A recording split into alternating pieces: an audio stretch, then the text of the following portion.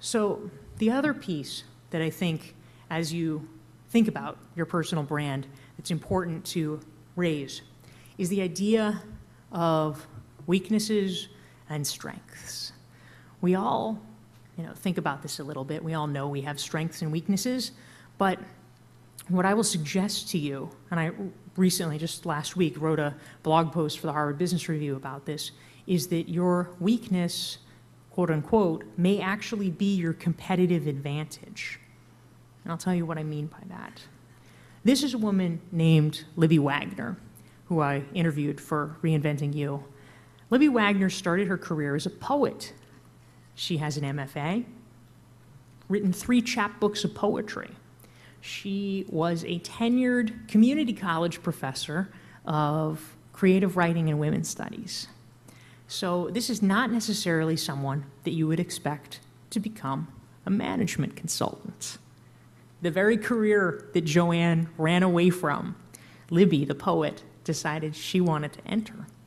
But there was only one problem, which is that because she had never gone to business school, in fact, she really hadn't taken business classes, she was afraid that no one would take her seriously. She actually, when she was starting, hid from her clients that she was a poet. She didn't want people to know because she was sure that it would disqualify her. But what she realized as she began to do the work was that no one asked her, did you go to business school? No one focused on the specifics. What they cared about was results. And it turned out she was able to deliver results. And what was so significant about this is that as a poet, she knew different things. She had a different perspective. She was able to see things in such a different way, analyzing and parsing the nuances of language, that she was a refreshing change from other consultants. And so over time, she realized that this thing that she had been ashamed about was actually her strength. It was actually the differentiating factor. And so that's why today, now that she has experience under her belt, she has an email newsletter called The Boardroom Poet. Her Twitter handle is @BoardroomPoet. And it's because she realized that in this world where everything is moving toward being a commodity, you have to think about what truly is unique about you. And this brings me to another point that I just want to be sure to make, which is that for a lot of people, there's a sort of default attitude that what you really need to do is get the official stamp, the official seal of approval from other people.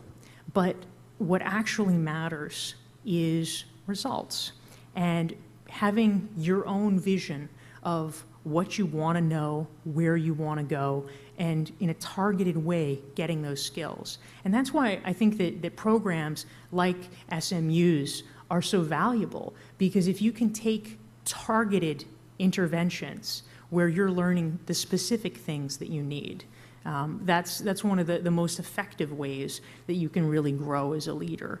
It's about being really precise in how you're learning and growing. And so a big part of this, of course, I think this is something that Libby faced when she was starting and not feeling confident about presenting herself as a consultant because of her background as a poet. Some of us face confidence issues. Some would even say that it may be more common for female leaders to worry or to feel a lack of confidence. I don't know if that's true or not, but I think that everyone, every leader, at times feels some degree of nervousness about their role. And so Katarina was mentioning earlier a TED Talk. There's another TED Talk, which some of you guys may have seen. This is a woman I know from Boston. Her name is Amy Cuddy. She's a Harvard Business School professor. And she is a very interesting person. She's done research on the role of body language in business. And as you can see here from her fantastic pose from her TED Talk, one of the theories that she has developed, which I will pass on to you, is an interesting one. We assume, this is the way we're trained to think, right? That you think a certain thing and then you act that way. That makes intuitive sense, right? But what Amy Cuddy and her research colleagues have discovered is that it's not just that. Oftentimes, what happens is the reverse. Oftentimes, what happens is we act a certain way, and then we learn to think that way. And so, if any of you, at times, feel less than confident, what Amy Cuddy proposes is the following. It's not saying, I can do it, I can do it, I can do it, and then doing it. We all know that doesn't really work that well. What she suggests is the power pose. The power pose is literally striking a pose, and there are a few of these versions, which if you watch her talk, you can see. One of them is, basically the bottom line is whatever you can do to make yourself look like a grizzly bear. So if you stand like a grizzly bear for 2 minutes, we're thinking big shoulders, big space, spread out. Or there's one she calls the Wonder Woman pose. That's a pretty good one. So if you strike these poses and you hold them for 2 minutes, you can't just do it for a second, you got to do it for 2 minutes. Interestingly enough, they have done research and saliva samples and all the rest. It turns out that it actually changes your biochemistry. Your cortisol levels, the stress hormone, go down. Your testosterone levels, which increase confidence, go up. Albeit, don't worry, only temporarily. And what she suggests is that if you are getting ready to go into a critical meeting, something really high stakes, presenting your big proposal, negotiating your salary, whatever it is, that you hide in your office, your bathroom, whatever. You strike your pose. You get your dose of biochemical confidence. And then you walk in and you rock the house.